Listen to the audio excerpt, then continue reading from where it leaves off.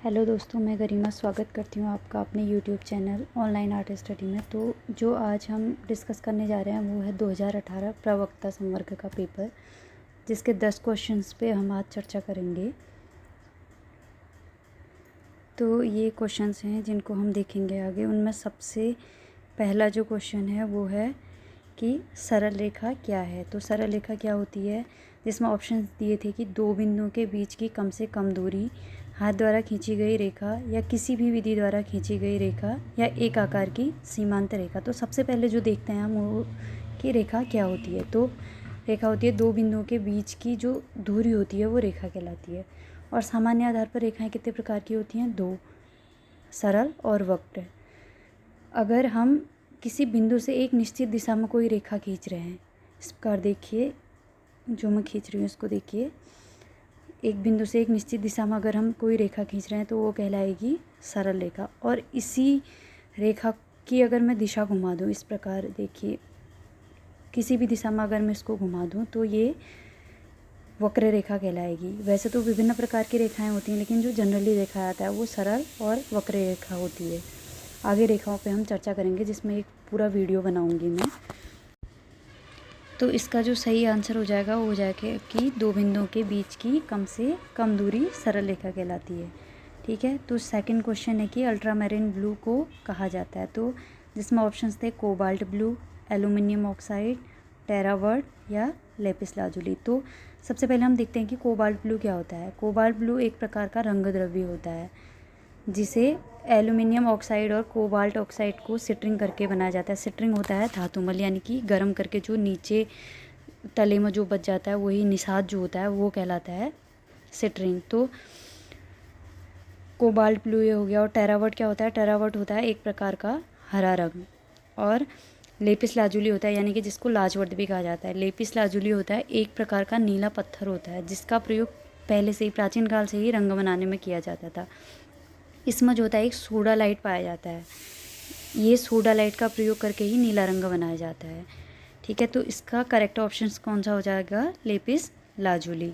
Second का हो गया लेपिस लाजुली। तो थर्ड क्वेश्चन है कि चारकोल किससे बनता है। तो देखते हैं इसमें ऑप्शंस, कैल्शियम, लकड़ी, HP या ग्रेफाइट। तो चारकोल किससे बनता है? लकड़ी से। लकड़ी का कोयला जो होता है वही चारकोल कहलाता है। इसमें होता क्या है कि ऑक्सीजन की अनुपस्थिति में लकड़ी को गर्म करके उसमें से जल और जो भी वाष्पशील पदार्थ होते हैं उनको निकाल दिया जाता है। इस प्रकार लकड़ी से चारकोल बनाया जाता है। और फोर्थ क्वेश्चन है कि जल रंग में कौन सा कागज़ प्रयुक्त किया जाता है। इसमें पहला क्वेश्चन है हॉट प्रेस्ड, यानी कि गर्म दबा हुआ, मीडियम कोल्ड प्रेस्ड, यानी कि मध्यम दबा हुआ, मध्यम ठंडा दबा हुआ। थर्ड है रफ मोटा, यानी कि हैंडमेड पेपर, या उपरोक्त सभी। तो जल रंग के लिए इन सभी का प्रयोग किया जाता है। तो इसका जो करेक्ट ऑप्शन हो जाएगा वो हो जाएगा ऑप्शन डी। फिफ्थ क्वेश्चन देखते हैं, वर्ण चक्र के आमने सामने के रंगों को कहते हैं, जिसमें सबसे पहला ऑप्शन है त्रिवर्ण, खंडी पूरक रंग या मुख्य वर्ण। तो ओस्टवाल्ड की रंग संगति देखी होगी आपने, इस प्रकार से ये रंग संगति होती है। देखिए, इसमें जो आमने सामने पड़ने वाले रंग होते हैं वो क्या कहलाते हैं? पूरक रंग, यानी कि पूरक रंग जिनको क्या कहा जाता है? विरोधी रंग भी कहा जाता है। तो इसका जो सही आंसर हो जाएगा वो हो जाएगा पूरक रंग, यानी कि सी ऑप्शन। फिर है खनिज रंगों में बंधक मिला होता है। खनिज रंगों में बंधक मिला होता है, इसका ऑप्शन है अलसी का तेल, तारपीन का तेल, प्राकृतिक गोंद या उपयुक्त में से कोई नहीं। अलसी का तेल और तारपीन का तेल किस लिए प्रयोग किया जाता है? ऑयल कलर में प्रयोग किया जाता है। तो इसका जो सही ऑप्शन हो जाएगा खनिज रंगों में बंधक मिला होता है, उसका सही ऑप्शन हो जाएगा प्राकृतिक गोंद। फिर बात करते हैं अगले क्वेश्चन की, चित्रित ग्रंथ अयारदानिश किस भारतीय साहित्य पर आधारित है। तो इसमें ऑप्शंस दिए हैं पंचतंत्र, रामायण, महाभारत या नल दमयंती। तो इसका जो करेक्ट ऑप्शन हो जाएगा वो हो जाएगा पंचतंत्र। पंचतंत्र का जो फारसी अनुवाद है अयारदानिश, वो किसने किया था? फैजी ने। और पंचतंत्र का ही फारसी में एक अनुवाद और हुआ था, उसका नाम क्या है? अनवर-ए-सुहेली, जो किसने किया था? अबुल फजल ने। इन दोनों का जो फारसी अनुवाद हुआ था वो अकबर के काल में ही हुआ था। और इसके अलावा रामायण और महाभारत का अनुवाद भी अकबर के काल में हुआ था, जो किसने किया था? बदायूनी ने। महाभारत के जो फारसी अनुवाद का नाम है वो क्या है? रमजानामा। रजमनामा, सॉरी। फिर अगला क्वेश्चन है कि प्रमाण की एक इकाई कहलाती है। प्रमाण की एक इकाई कहलाती है, जिसमें ऑप्शंस हैं ए योग, बी ताल, नाप या कोई नहीं। तो सबसे पहले देखते हैं कि प्रमाण क्या होता है। जो किसी वस्तु की माप को जो स्वतंत्र रूप से प्रमाण कहा जाता है, और जो इसकी प्रमाण की जो इकाई होती है वो ताल होती है।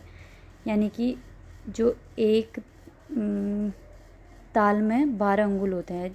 इस प्रकार से पहले से अलग अलग प्रकार से डिवाइड किया जाता था कि नर इतने ताल का होगा, क्रूर इतने ताल का होगा, असुर इतने ताल का होगा, वामन इतने ताल का होगा। तो इस प्रकार से इसका आंसर, जो सही आंसर हो जाएगा इसका, कौन सा होगा? 8 का बी ताल। फिर है अगला क्वेश्चन, 9 वर्ग या आयत के त्रिआयामी रूप से कौन सी आकृति बनती है? जिसमें देखिए गोलाकृति, घनाकृति, त्रिभुजाकृति या इनमें से कोई नहीं। देखिए किस प्रकार की आकृति बनेगी वर्ग या आयत में, अगर त्रिआयामी रूप दे दिया जाए तो इस प्रकार से ये आकृति बनेगी, जो कौन सी है? घनाकृति। तो इसका सही ऑप्शन हो जाएगा ऑप्शन बी। फिर है निम्न में से ललित कला नहीं है। इनमें ऑप्शंस हैं प्रिंट मेकिंग यानी कि छापा कला, मूर्ति कला, चित्रकला या सिनेमेटोग्राफी। देखिए जो कला होती है वो कितने प्रकार की होती है? 2 प्रकार की, यानी कि उपयोगी और ललित। ललित कलाएं फिर डिवाइड हो गई 5 भागों में, जिसमें चित्र, मूर्ति, वास्तु, संगीत और काव्य होता है। तो इसका जो करेक्ट ऑप्शन हो जाएगा वो क्या हो जाएगा? सिनेमेटोग्राफी। यानी कि जो डिजिटल छायांकन है वो ललित कला नहीं है। तो अगर दोस्तों आज ये 10 क्वेश्चंस मैंने डिस्कस किए हैं, अगर आपको ये वीडियो मेरी पसंद आती है तो प्लीज़ चैनल को लाइक, शेयर और सब्सक्राइब ज़रूर करें। हम और भी आगे इंटरेस्टिंग वीडियोस इस चैनल पर देखेंगे। Thank you so much.